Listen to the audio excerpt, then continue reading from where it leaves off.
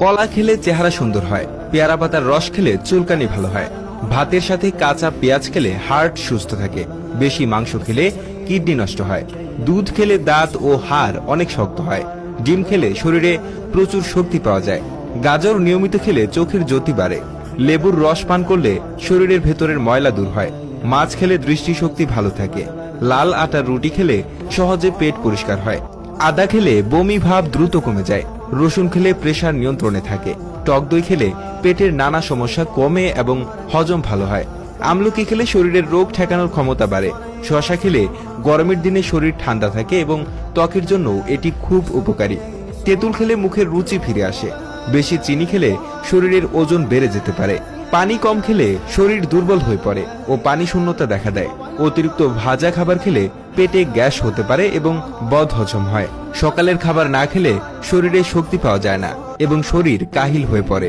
বেশি চা বা কফি খেলে রাতে ঘুম কম হয় এবং অস্থিরতা বোধ হয়, খেজুর খেলে শরীরে তাড়াতাড়ি শক্তি আসে এবং ক্লান্তি দূর হয়, মধু খেলে গলার খুশখুশানি কমে এবং ঠান্ডা লাগলে আরাম পাওয়া যায়, বাদাম খেলে স্মৃতিশক্তি ভালো থাকে এবং মস্তিষ্কের স্বাস্থ্য উন্নত হয়, পেঁপে হজম করতে সাহায্য করে এবং কোষ্ঠকাঠিন্য দূর করে, লাউ খেলে শরীর ঠান্ডা থাকে এবং মূত্র পরিষ্কার হয় যা কিডনির জন্য ভালো, করলা খেলে দেহে চিনির মাত্রা ঠিক থাকে, বিশেষ করে ডায়াবেটিস রোগীদের জন্য উপযোগী, ডালিমের রস খেলে ত্বক উজ্জ্বল হয়, তরমুজ খেলে শরীরে পানির অভাব পূরণ হয় এবং